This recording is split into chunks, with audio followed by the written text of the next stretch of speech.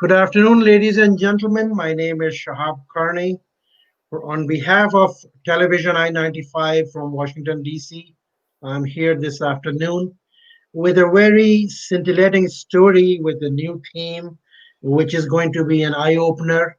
But according to the theme in the story, I invited a very distinguished guest today, this afternoon. But before I come to him, let me tell you what the story of the theme is. Believe me, ladies and gentlemen, America is going through a stage of polarization between different cultures, different colors, lot of chaos and confusion, not only through COVID-19, but after what has happened to George Floyd, BLM movement and everything, what we have been hearing, lot of polarization. So during all this, I happened to meet an emerging young leader from the state of Maryland, Delegate Carl Jackson. Welcome to the studio. Thank And why him? Because one of the conversations that we were having in a meeting, he came up with one liner that Shahab, no laws, but we need to change minds and hearts. Am I right, Delegate Carl Jackson? That's right. That's right. I think we were talking about police reform, Correct.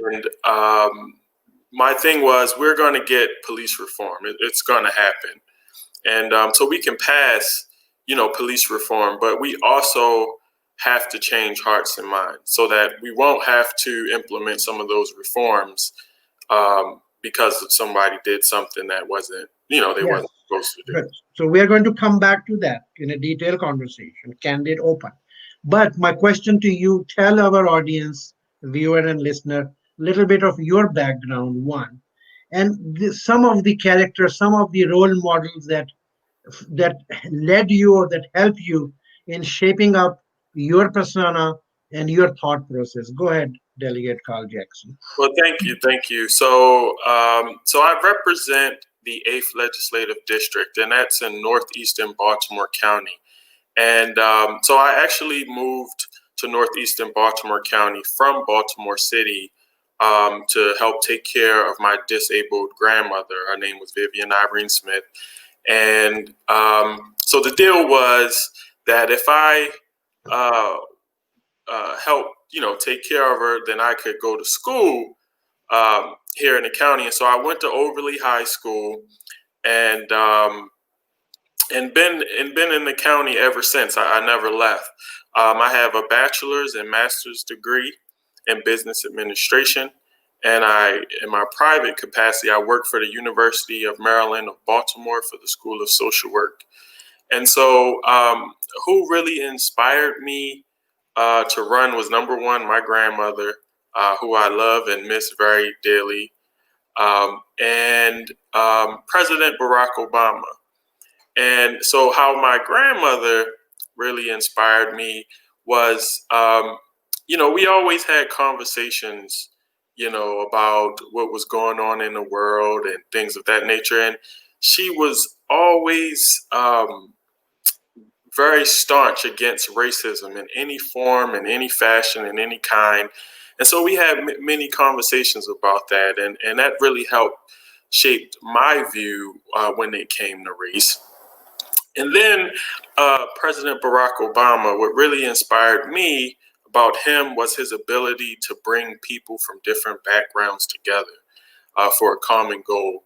And I was really inspired by his farewell speech, when and I'm paraphrasing here, he said pretty much, if you're tired of the way your politics were going, then you should run for office yourself and be the change that you want to see. And that's when I decided to get into the political arena. I've always had a heart to help others within my private capacity, but I figured I could do it on a much bigger scale from a political office or platform.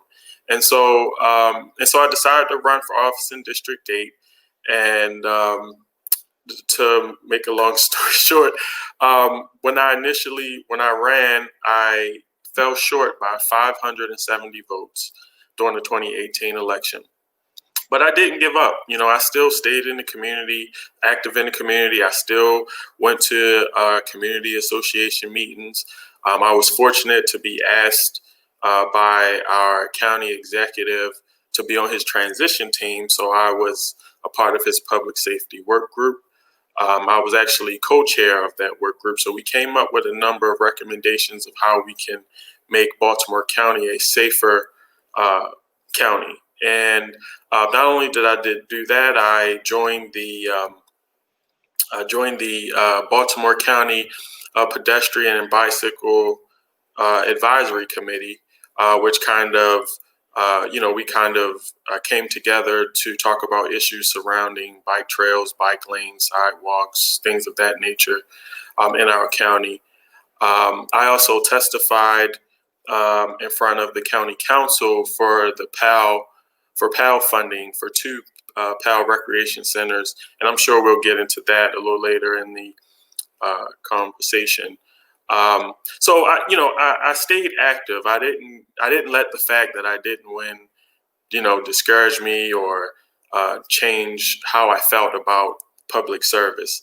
And so I got a call, I guess about mid-July, from Delegate Eric Bromwell, who had decided that he would be retiring from the state house.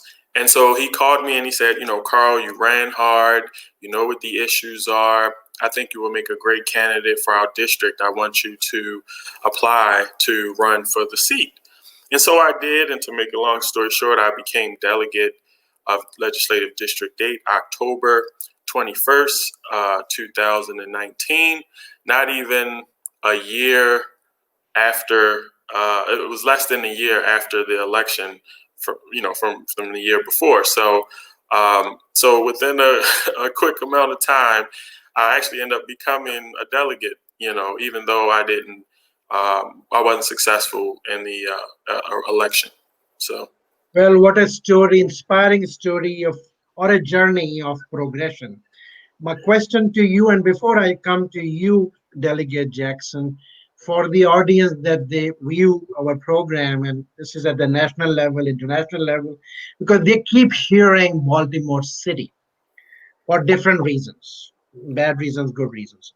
And for those viewers, I'm just letting them know that Baltimore County is just a neighboring jurisdiction with Baltimore City. That's right. And Delegate Carl Jackson or emerging new leaders like him have a flavor, have an experience of both the jurisdiction.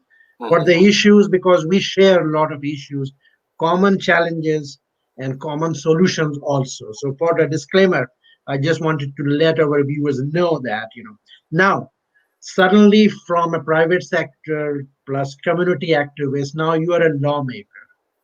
You make laws. That's right.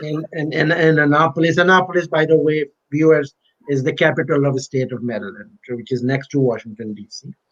Now, my question to Delegate Jackson that we've been hearing your thoughts in different community meetings and everything that, well, you can have all the laws, you can have all the SOPs, but unless, coming back to the topic, unless we have a path to change the mind and hearts, nothing is going to change, nothing is going to happen. So what is your path towards that? So, as I stated earlier, I had spoke about the PAL program. And the PAL program for me was a great example of how you could change hearts and minds. And PAL stand for Police Athletic League. And so it's kind of an after school program that you would go to, you would get help with your homework, you would have access to athletics. It's a safe environment. And it's usually, back when I went, there were police officers stationed there that interacted with us on a daily basis.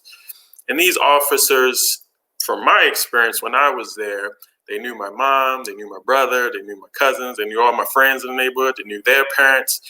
And as I grew older, I realized, like, wow, we really built a great relationship with the officers that was in our community and the residents that was in our community. And so I saw the good that it done for me. It kept me out of trouble. It kept me on the straight and narrow.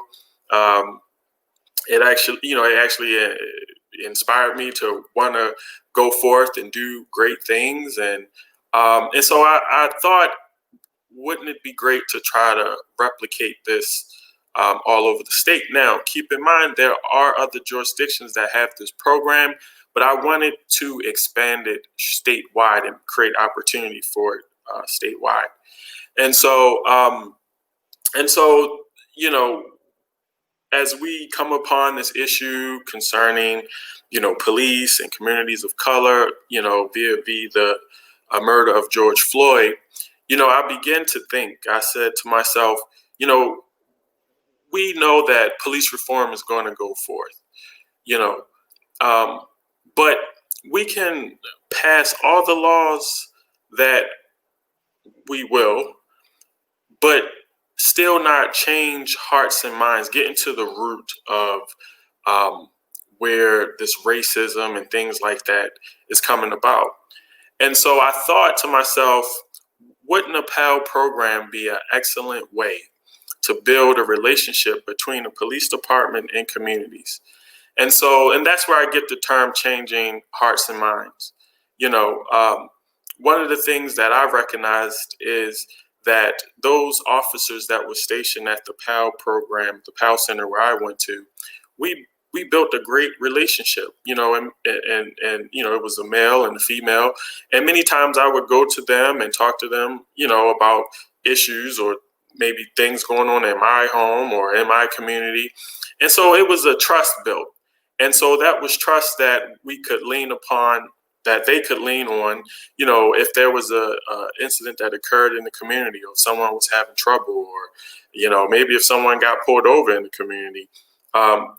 Those relationships, were able to be leaned upon, and so that would make a difference in terms of how that interaction would occur. And so I just kind of thought to myself, you know, we could use this program to do this on a statewide level, specifically creating an incentive for jurisdictions to invest in this program. Because, I think it'll make a difference in terms of the communities that these centers are in and the actual officers that are in those communities as well. Very well said. I mean, again, Delegate Jackson, America, great country in the world, great economy as we speak. And again, global village, among the global village, America is the leading country for a lot of others, 192 plus countries in the world. And again, for viewers, America is becoming, it's not about black, white, or brown, it's a mixed society at large. Mhm. So, unless we start now, we begin now to have not only the conversation, not only those symbolic gestures that picking number two tier a person of color or gender just for symbolic purposes, Right, that era is gone. right, That is not going to work. People of every color, whether it's black, white, brown, they need equal, fair opportunities right. to rise and shine and to contribute towards the greatness of America. And I So we need more leaders like you. Go ahead, please and I, add. and I'm sorry to cut you off, but I give you another example. Sure. I have a 12-year-old son, Mhm. and he, ever since he was little, he used to watch the cop show that used to come on TV. I never understood it, but he loved this show, and he wants to be a cop one day. And so we found out about a program that they have in Baltimore County called the Explore Program, and that's a program where teenagers, 15 and older, it's a program designed to uh, to expose them to the police kind of career and things of that nature. They have activities like cop ride-alongs and things of that nature, just to give them a kind of sense of what the job is like. And so I was thinking, well, wow, wouldn't it be wonderful if we could put investment into that program and really go into the schools and recruit a new generation of officers, diverse, that will be willing to abide by the rules, the reforms that will come forth, and just kind of start making those investments to really change the culture of police. But it takes investment. And look, we have some outstanding men and women in uniform, and when I run across them, I thank them for their service. I appreciate them for stepping up to protect and serve. But we also have some bad cops, and that's what these reforms are geared towards, rooting out those bad cops. But we have some good ones. And so, from my perspective, this needs to be a dual track. We need to have police reform, but we also need to invest in our youth, also invest in communities that will go hand in hand with those reforms that could totally change the culture of the police department in America as we know it. I agree with you, but let me pick up from the word that you use, investing or investment. Mhm. My question through you, to you, and through you, to the viewers and to the stakeholder of public policy in America at the local, state, and the national level, that if any segment of our society in America, if you leave them economically deprived and poor, they'll be more vulnerable for the issues and for the challenges, for justice, for crimes, and everything. So, Mhm. this is not the solution. If you keep them deprived of the opportunities to uplift them economically, and you do not invest in their upliftment or economically, we Mhm. are not going to solve the issue. What do you have to say to that? No, that's very true. I think about myself. I grew up in Baltimore City in a community called Hollander Ridge. Um, it was known to people as the projects, and so I wasn't a stranger to seeing drugs. I wasn't a stranger to seeing some violence. Uh, I wasn't a stranger to standing in line for free lunch during the summer months, which was kind of the only way we ate, during the summer months. I wasn't a stranger to seeing the working poor. I wasn't a stranger to seeing poverty. What changed the dynamic for me was I had an opportunity. So when I talk about staying, the opportunity with my grandmom, when I went to live with my grandmom, it changed the trajectory of my life. And so I probably wouldn't be who I am today if it wasn't for that moment in my life that changed the trajectory. And so moving with my grandma, I got so many opportunities. In the high school I went to, we had an Academy of Finance program. So my electives was business courses, and every week we did Dress for Success. And we did job shadowing, those kinds of things that help change my view of life from what I was used to seeing. Some of my friends, came from affluent families, and so they had cars at 16 and got their license and things, and that automatically pushed me to want to, you know, uh, be just like them. And so I had all of these opportunities, which helped change the trajectory of my life. And so I said all of that to say we certainly have to invest.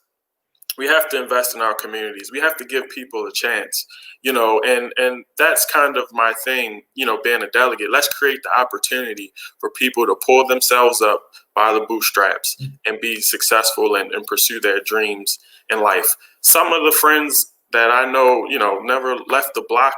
They've been on all their life. It's so much more world and life outside of that block.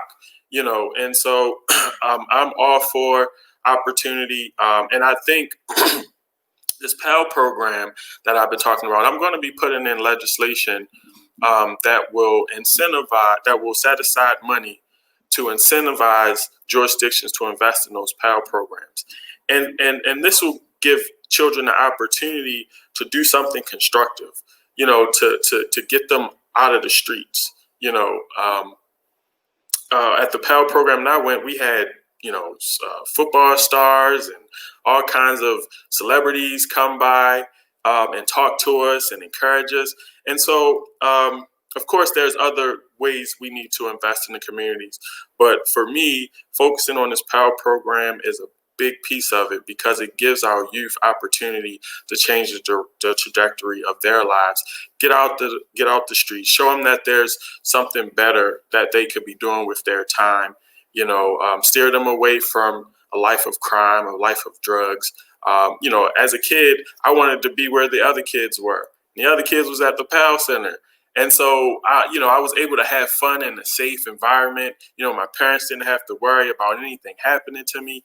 So we got to create those opportunities. And so, one of the things that I'm proud about is when I was campaigning in 2018, I had a grassroots campaign I was working on aside from my campaign, and that was to bring a community center to the bottom portion of my district where I live, which is a very diverse minority area. I wanted to bring a community center, and I got the idea because when I came up in Hollander Ridge, we had a rec center. And I saw the good that rec center did in that community, despite all the bad things that were going on, around me. That was kind of my safe haven. And so, I rallied. It was 4 communities that's around this area that I'm talking about. I reached out to the community leaders from each community. I reached out to back then candidate Johnny O and had a community meeting. And over 25 people came out in the rain. Candidate Johnny O got to hear from the community because one thing about me, I feel like the community should have buy-in into anything that you're doing that's going to affect them.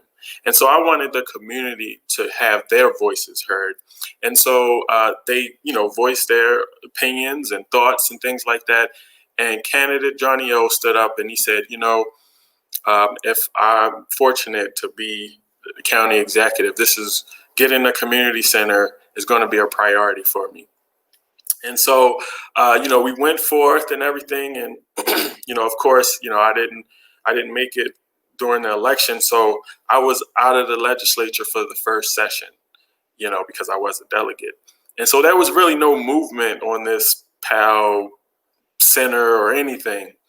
And so once I became delegate during that legislative session, I put in a bond bill for $400,000 for a rec center, a PAL rec center at McCormick Elementary School. And so when I got that bond bill back, it came back that said the county would be proposing a $3.6 million facility at McCormick, And so within, I've been delegate 10 months now. I was able to really, work with my partners at the county level, the county executive, the county councilwoman, my state legislature, my state colleagues, Senator Klossmeyer, Delegate Bendari, Delegate Boatler, to really push for this community center. And the county executive put it in the budget and it passed. And so we're going to be getting a $3.6 million recreation center called the PAL Recreation Center, which will be just a wonderful thing for these 4 communities, because the area where I live at, kids doesn't have any playgrounds, no basketball courts, really nothing to do but get in trouble. I was a kid. When you're bored, you do things you shouldn't do.